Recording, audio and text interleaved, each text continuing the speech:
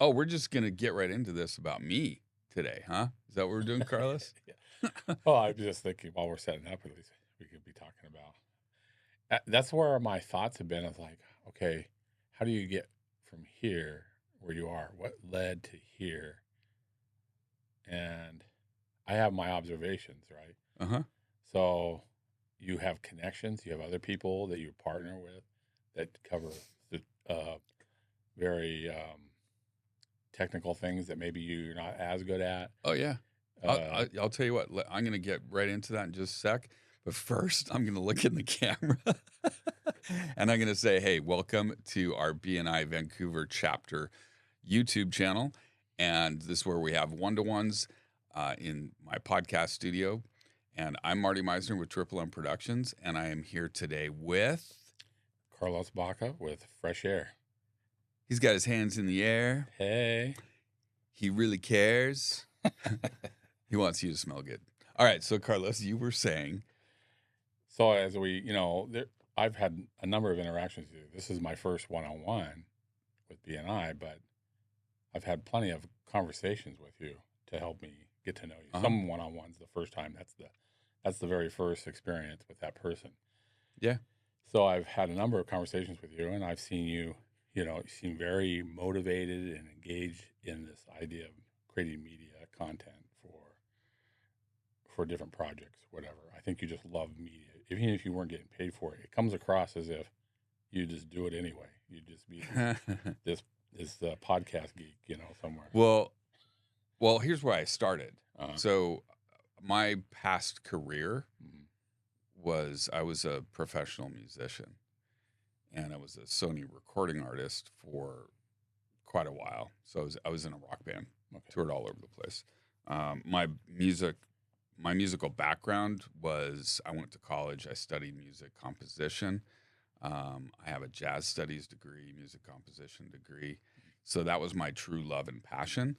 And I always said, if by the time I'm 30 years old, if I'm not on a major record label, then I'll finish my schooling and become a teacher, a music teacher. So that was going to be what Marty Meisner was destined to be, either a rock star, a music teacher, or a rock star or a music teacher. And so when I moved here, uh, my band had kind of disbanded. When I first moved here, I was teaching private bass instruction for a little while, but I didn't have a creative outlet. So I picked up a camera and just started messing around with editing and creating videos for Mickey, my wife. Mm-hmm. And I just fell in love with it. So that became my new passion. Yeah. And I was, like I said earlier, I was driving a school bus when I first moved here. Uh-huh. So I was driving a school bus, and then I would just start on these small projects. Then I'd get done in the morning driving. I'd go shoot. Mainly it was like real estate, like homes and stuff like that for real estate agents. And then I'd go back to driving, and then I'd come home, and then I would edit, and then I'd rinse and repeat and do the same process. Mm. But my love and passion now for the last 7 years has been, being a creative in this space. And yes, I do love it. I'm passionate about it. And even if I don't get paid, I still do it. Yeah. Because I have projects going on right now that I'm not being paid for, but I do it because I'm passionate about it. Like Mickey's Kicking Cancer event. Right. I filmed those. So I do dedicate my time and services to helping others. And you are married to her, so that helps, So Yeah, I kind of earn some brownie points there. I guess I'm, kind of have to do that. But she also is, it's like when she always says, "So when are we going to do my marketing videos?" I'm like, "You're next, honey. You're next." Mhm. So that's the unfortunate thing because I have to try to bring home the bacon too. Yeah. So, but the thing that sticks out to me though is like even at an early age, just being creative and making something that's enjoyable to listen to. There's a creative thread there, yeah, and it's still persistent even though the medium has changed. yeah, No, you're totally right. Yeah. It's always even in music, it was about helping people, Mm-hmm. or wanting to be a teacher, to be able to help kids and with their passion in music and everything else. And you're the same way, my friend. You're the same way. I mean, your business, Fresh Aire, Mm-hmm. is not just about making things smell wonderful.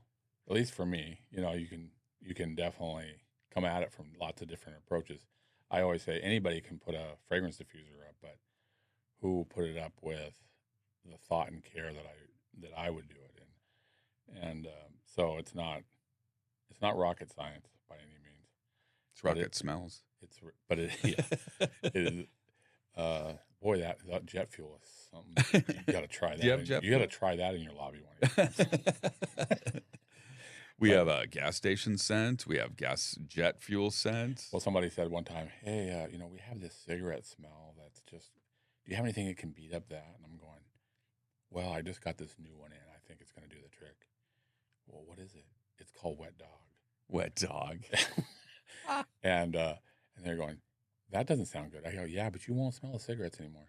So that's what you asked for." Yeah, that could be overpowering.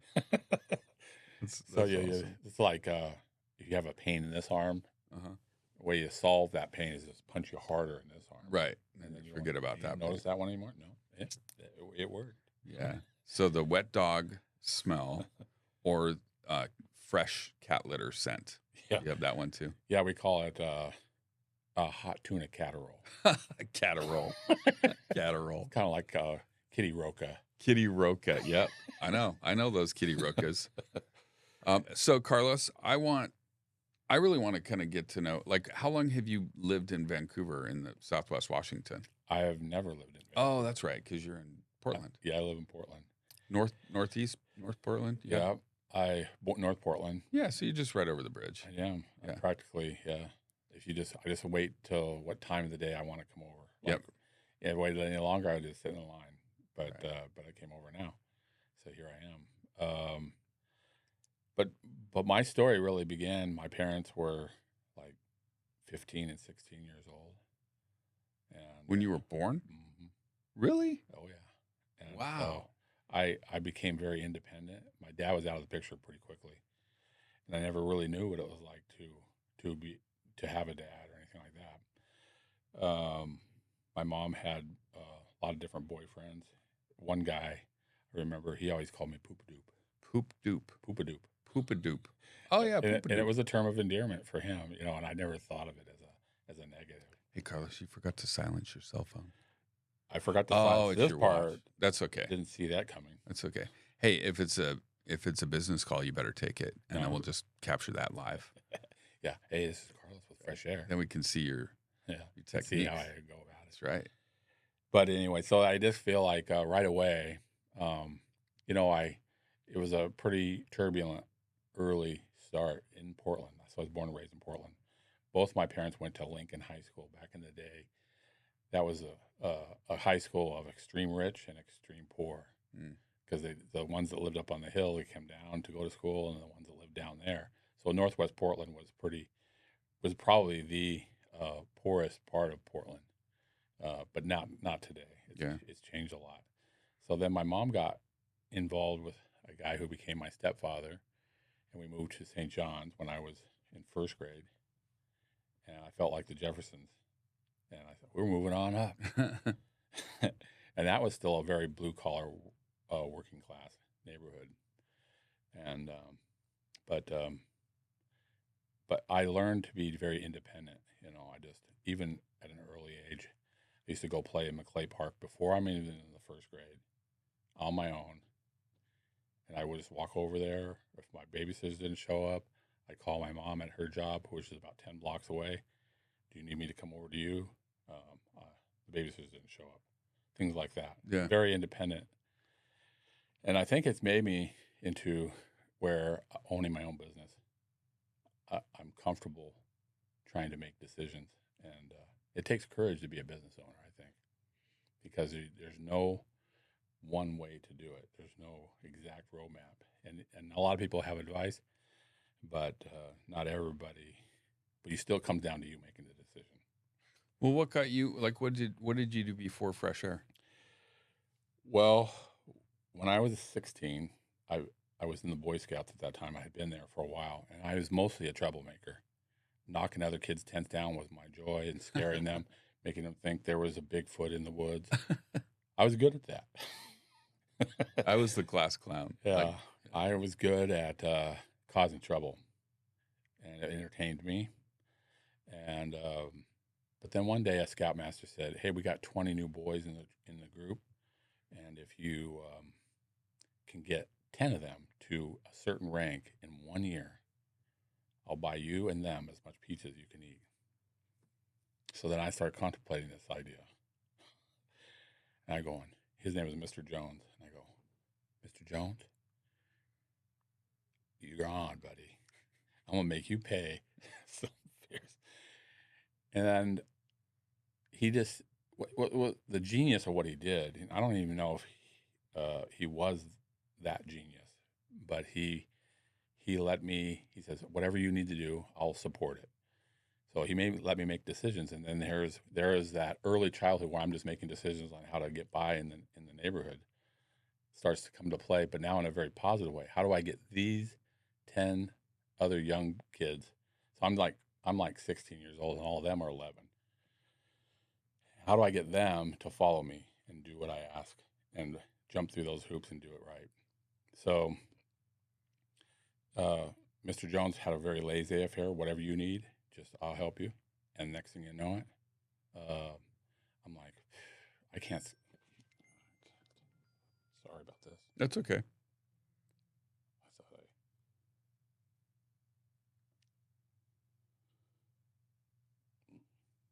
I'm going to turn this off altogether. It's kind of like when you're at the movie. Please silence your cell I phone. actually looked at it and it was off, but somehow it manages technology. Yeah, Divya had mentioned, like when we're in our chapter meetings, Uh-huh. if somebody's cell phone goes off, that they owe $5 or whatever they want to pay to Kicking Cancer, to Mickey's nonprofit. Yeah. So I don't know if I'll let this one I can't skate. guarantee. I don't even know how this is. I don't even Oh, new technology. see this still going. I don't know how Yeah. to turn that off. That's okay. That means you're busy. See, that's good. See how many referrals this guy's getting? All this is, but either way,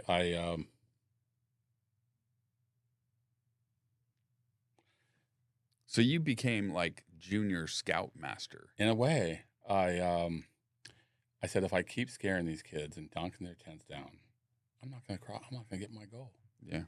How are you going to get them to? So I don't know if I did it for love. I did it still for me.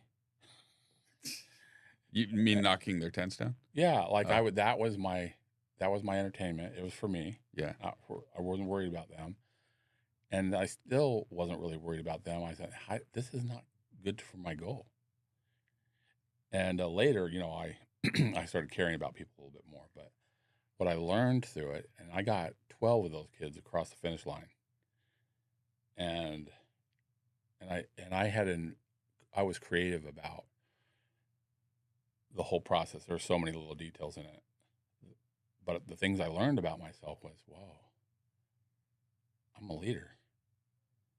And I can get these guys. I don't know how to turn my phone off. I don't know how to turn this off. Honestly, don't.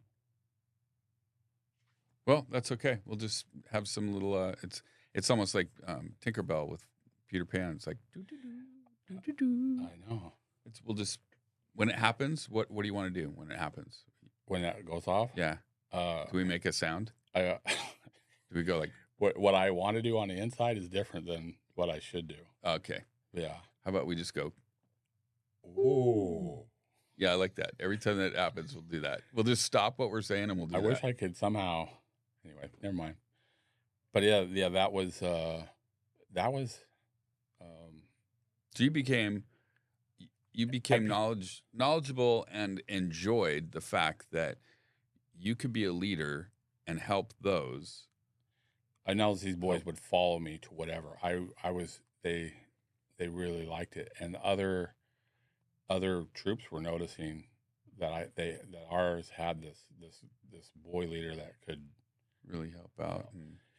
So, but there's entrepreneurial skills in that. Yeah. Oh, yeah. Like how to figure out something that from nothing and get your goal. Well, I also want to touch on the fact when the last time we had a one-to-one, you had mentioned that you have a coaching program, and that I love. We'll just kind of hit on that right a little bit. But you have a really cool system that you utilize with a coaching program that you have. And that's all I'm going to say. So when you guys have a one-to-one with Carlos, you can ask him about his coaching skills and his coaching program, because it is like literally, because it's designed to help kids too. Well, that's the thing is, retention matters more. So how could I get people to retain the information? Because sometimes you start talking about stuff and it's really heady, and people are like, I don't remember anything you said. I liked it, but I don't really remember it. So information plus application equals transformation. Yeah. So without the application part, then they would just sit there, well, this is great stuff, and then they never change. But so I'm working with young people who are at risk. I went on to do basically work for I started my own basketball team one time, but I would definitely apply all these. I wanted it to be more than just winning and losing. I wanted it to be life-changing stuff for the young people that were involved. And it turned out it was in a lot of ways. And it caught the eye of a local Boys and Girls Club director. And that's awesome. She offered a job to me. Like, well, I don't want to give my basketball team up, though. And again, I was entrepreneurial. I had invented a way on an 8.5 by 11 sheet of paper to put business card size. I could get a handful of business advertisements on there, and then they could donate to my basketball team, and then we would pass them all out to the neighborhoods, and they'd get free advertising, sort of thing. So I ended up raising like $1,000 or something like that to buy uniforms for everybody and put us in a couple tournaments. And it was again my creativity, entrepreneurial in nature, and then it led to me helping these young boys. I started working for Boys and Girls Clubs, and I thought, I'll work for them, and maybe I'll be a professional youth developer. And I was good at that, and then that led to a different nonprofit called Friends of the Children, where they give you a caseload of 8 at-risk youth when they're first graders, and you would see them every week, one individually for 4 hours per week until they graduated high school. That's really cool. And I did that for 15 years. Wow. And I when I was growing up, because my parents got divorced when I was 8. Yeah. And so I went through some really tough times where I had like this nervous tick. My sister didn't want to go to school because she had this overwhelming anxiety that my mother was going to leave, and like we were going to be left alone. So she didn't want to go to school. But I got involved at a very young age with Big Brothers and Sisters. I don't know if they're still around. Oh yeah. And so I had, I was matched to a big brother that I'm still connected to. So we still get Christmas cards and stuff from him, and it's pretty awesome. But I'm so thankful for a program like that, and for what you're doing with at-risk kids. What you were doing. I think that's, kudos to you, and thank you for being able to do that to help out kids in the community. Well, I was an at-risk kid. Yeah. As you could say earlier, right? So I was going to pick me up in a lot of ways. And because I had been successful at overcoming those kind of adversities, I could identify with these kids. I could help them feel like I didn't judge them, but I also didn't give them any much wiggle room to make excuses. Mm-hmm. And they always believed what I had to say because of that, and they tried to apply it.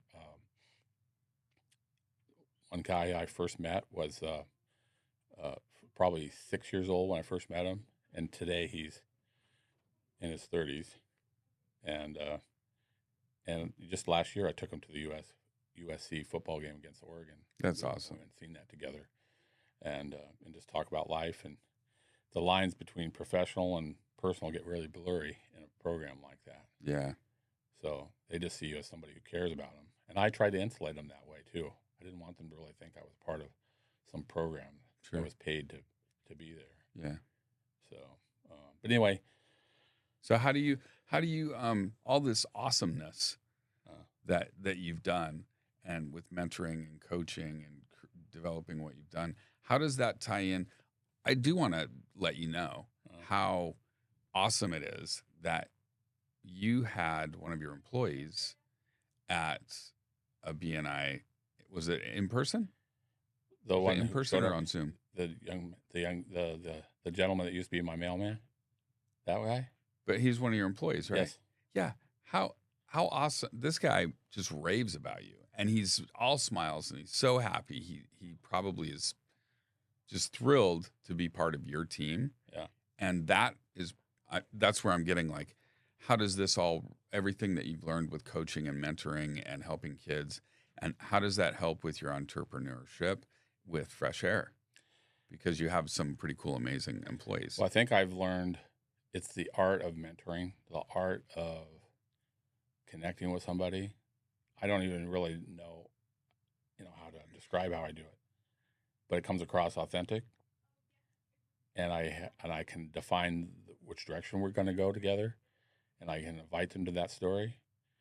And when they do that, they're a part of their story too, So that way, I just always visualize people pushing some big,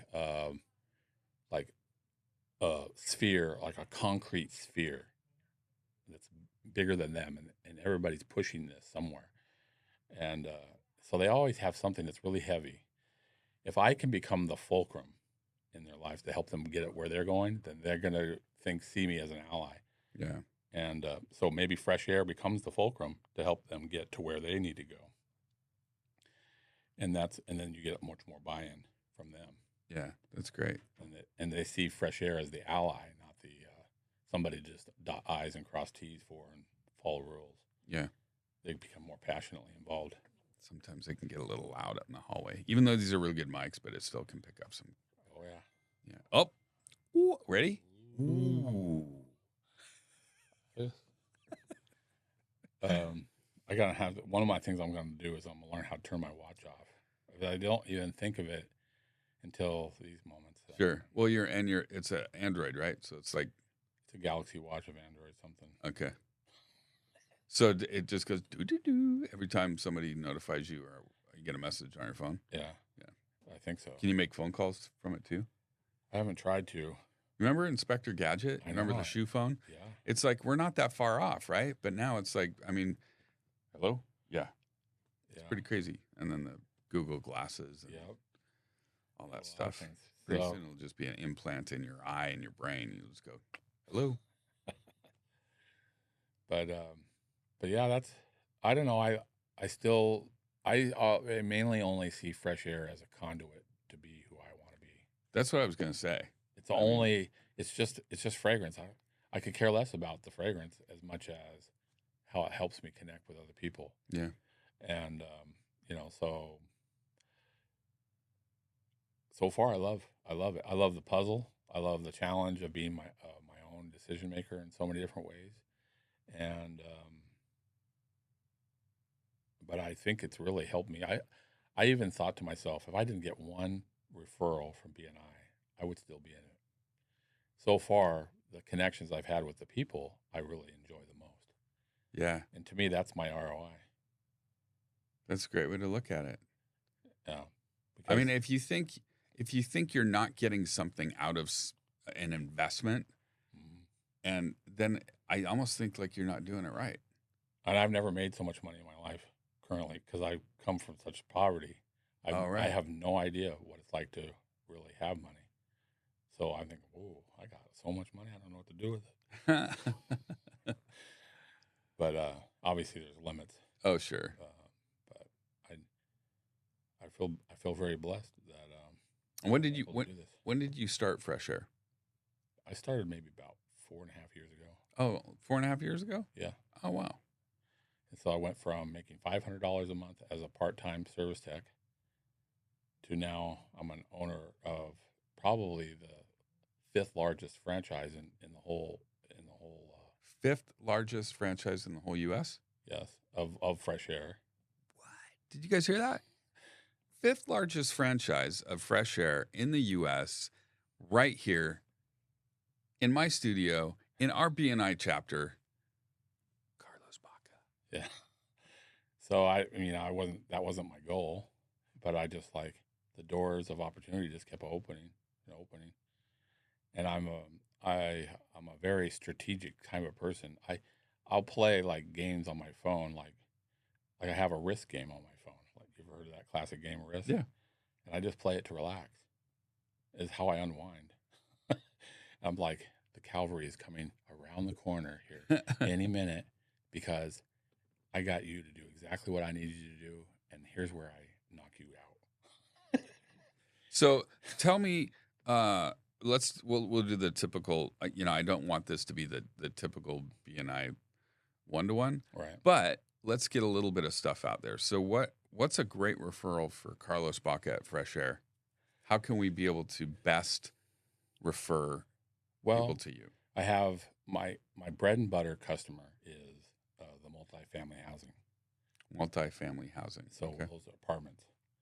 Yeah. Apartment complexes. Yeah. Not too far from here, Castro Park, right down the street, is one of my customers. Okay. And they have a fragrance diffuser in their lobby. They have one in their fitness center, and 2 in their bathrooms. And that's a pretty classic customer for me. About retirement homes. Yep. Yeah. I do a lot of those. That's probably the second most. Retirement, assisted living, care facilities becomes our second largest customer. After that, then hotels, maybe lobbies of hotels, bathrooms, hallways. Mm-hmm. We do a lot of restaurants in there, gas stations. We do some like Columbia Tech Centers. Mm-hmm. Those are all just basic bathrooms in office buildings, and we do those. Our largest customer is the Moda Center in the Memorial Coliseum. I was just there last night, Carlos. Yeah. Iron Maiden. Yeah.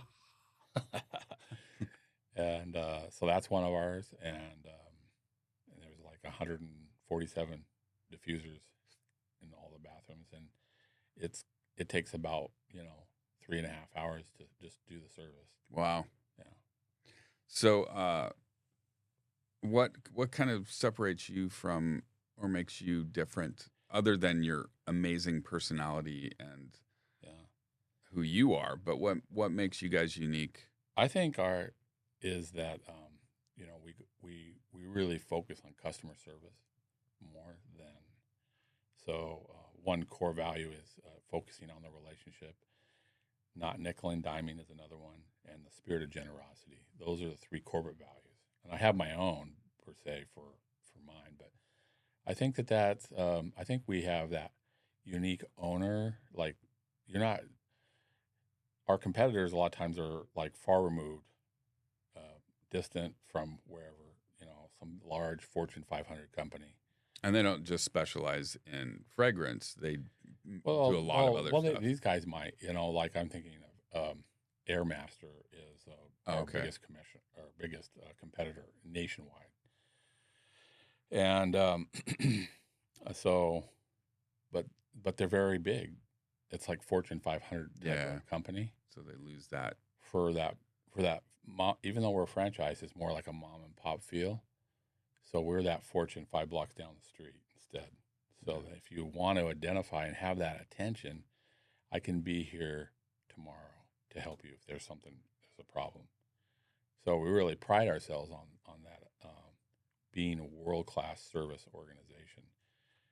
And I like being that. I like to wash, my faith is kind of important. So washing the feet of the disciples like Jesus did, I view myself as being a great world-class service organization. I'm washing the feet of my customers. And, ooh. So. Let's do it again. Ready? Ooh. That's a good strategy. instead of getting mad. Right. You can use that in your coaching program. Yeah. But yeah, I just think, and then there's just like Pamad, you met him, and Soupson is his last name, and he got everybody to memorize that name by using the association of the soup is on, guys, ready to eat. And but once he knows the vision of what we're doing, then I really think that I want him to be able to paint on the canvas of what it is to be Fresh Aire in his own way, because I cannot be him and he can't be me. But if I can plant that vision in his mind about what it is to be Fresh Aire of Southwest Washington, then he has the freedom to paint away in a unique way that makes him stand out. And if everybody who works for me can find that, and I can recruit the right kind of person, I just feel like that's really liberating those people, and they're going to get a job that it really helps them. That, remember The Rock again? They're moving that big sphere somewhere. For him, he's retired. He's a retired mailman, and he stood out to me as a great customer service person because he was giving, like, he knew all the names of everybody in the neighborhood for one, but he also said, if you ever have trouble with mail, here's my cell phone. I'm like, okay, that's different. That's very unique. And I already remember that strategist in me, how I play the risk game. Well, that was 2.5 years ago. And I said, if ever you're done being with the mail service, would you ever consider working for somebody like me? Because I can see something in you that I would think is valuable to me. That's great. And I knew at that point that I was going to acquire all of Clark and Cowlitz County, but it wasn't done yet. And it still hadn't come to fruition until only, this last May. Wow. So that's the way I strategically look at things. It's like and anyway, when my son decided not to work for me just because he needed something different, not that he was incapable of doing the job, but he put his notice in, and I'm like, whoa, how am I going to find somebody? And then I just go down my phone, and I saw Pamad, and I was like, I wonder what he's doing. It's time to get the soup. And I texted him, and I said, is the soup on out there? And he said, it is. And anyway, it became a good fit, and I'm really, really happy to have him. That's awesome. Yeah, he's a great guy. Are you hiring currently, looking for anybody? Actually, I have another person I'm always kind of in the hiring mode, Yeah. Looking for, because you never know when some unexpected turn comes around the corner where somebody twists their knee and they're done. Sure. 2 of my employees are my mother and father-in-law, and they're in their 70s, and I know that the clock is running, right? One day they're going to say, we'd like to take a smaller center. role. We'd like a smaller role, or we were here to help you get it going, and now I can see that you're ready. And so I don't know. I'll let them make that choice because they do great work too. Yeah. And they will fly and be free on Fresh Aire. My the founder went to Margarita Factory on Mill Plain, and I bought dinner for everybody. And his observations of my team at that time was, these people, when you say jump, they always say how far. And I thought that's pretty cool to have somebody see that they're that committed to our story, and that's the culture, creating the culture. And those are the things I learned when I was creating that culture when I was 16 years old in that Boy Scout troop, and it's unfolded. So that Scoutmaster literally changed my life. That's profound. That's amazing. That's so cool. Years later. Yeah. He has no idea that he did that. Wow. Yeah. Hey, Carlos, thank you so much for being here. We're not going to talk about me at all. Oh, really? Yeah, we'll do that next time. This is about just uplifting everybody in our chapter and getting more personable. And what a great story that you have. with growing up in the area and the scout story and how that kind of led you. And Fresh Aire is just a conduit. I love all of that, and that's what this is really all about. Is Good. trying to get more into why you do what you do and what makes you unique. Even though we got referrals, if you guys ever walk in a stinky bathroom somewhere or lobby, or don't ask for the wet dog scent, but contact Carlos at Fresh Aire.